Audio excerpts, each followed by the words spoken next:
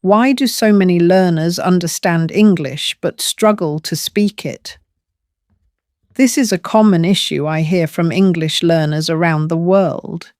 In fact, it's probably the number one problem people in my English community face. They can watch movies, listen to podcasts, even understand native speakers quite well. But when it comes time to speak, they freeze. Their mind goes blank. And this can be incredibly frustrating. To help you understand why this happens and how to fix it, I want to share a simple comparison. Let's imagine something. You go to the gym 4 or 5 times every week. You're consistent, motivated, and focused. But there's a catch. Every time you go, you only train one part of your body, your arms.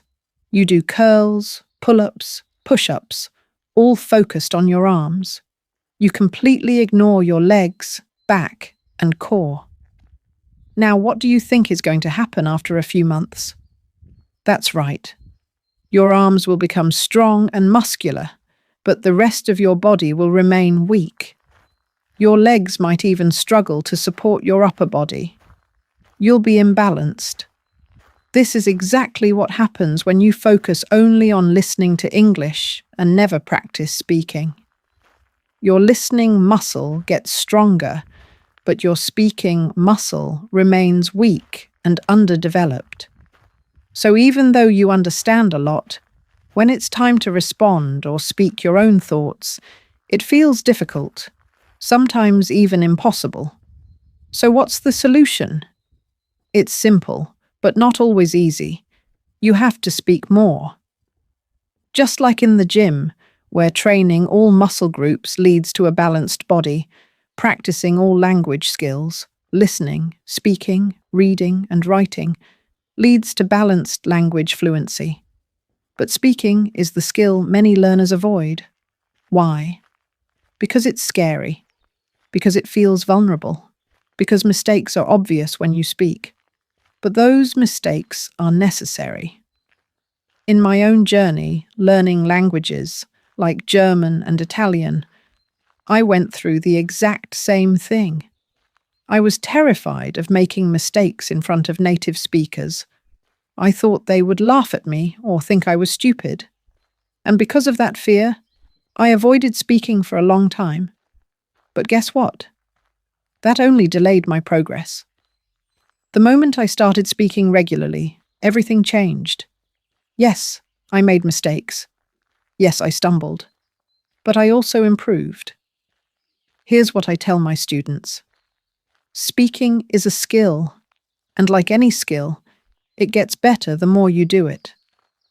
Think about how you learned to ride a bike. You didn't learn by reading a book about bicycles. You learned by getting on the bike, falling off, and trying again. Language works the same way. You have to fall in conversation, make mistakes, feel embarrassed, and then get up and try again. That's how real progress happens. Some learners think they have to be perfect before they can speak. They want to memorize more vocabulary, improve their grammar, and get everything just right before trying. But that's the wrong approach. In fact, it's a trap. Because the more you wait for perfection, the longer you delay real fluency. You see, language is not about perfection. It's about communication. If you can share your thoughts, express how you feel, ask questions, and understand responses, then you're using the language correctly. Yes, grammar matters. Yes, accuracy is important. But in a real conversation, the top priority is understanding and being understood. That's it. Now, let's go back to the fear of judgment. I know a lot of you avoid speaking because you're afraid of what others might think. You don't want to sound silly. You're afraid native speakers will laugh or think less of you. I get that. But here's the truth. Most native speakers are not judging you. In fact, most of them admire you. They respect the effort you're putting in. They're happy to see someone trying to learn their language.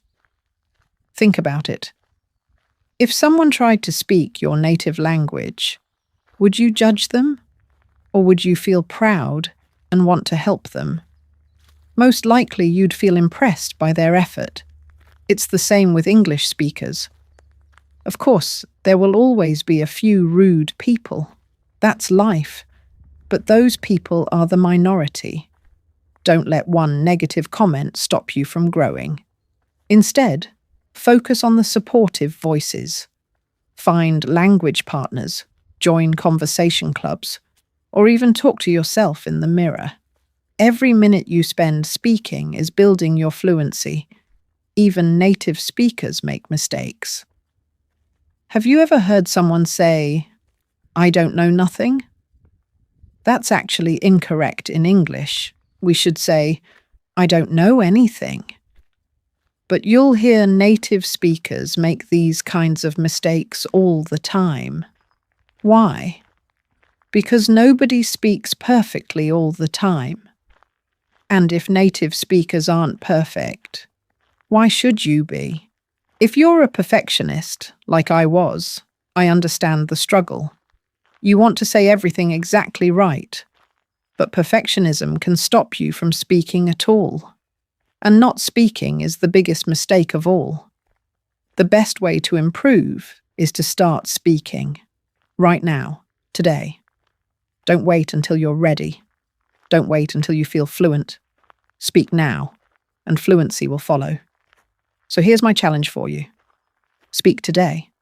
Speak tomorrow. Speak every day. Have small conversations. Practice out loud. Talk to yourself. Talk to others.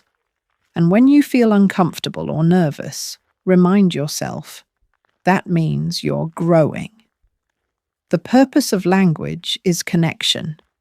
It's not about flawless grammar or perfect pronunciation. It's about sharing, expressing, and understanding.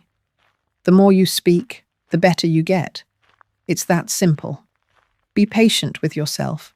This is a journey, and every journey takes time.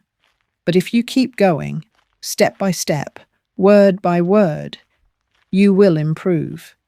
You will become fluent. And you'll be proud of yourself for sticking with it. I hope this message has inspired you. If it did, please consider subscribing to the channel, leaving a like, or sharing your thoughts in the comments. And if you'd like to study with me and take your English speaking to the next level, check the link in the description. I'd love to help you on your journey. Until next time, keep speaking, keep believing. You've got this.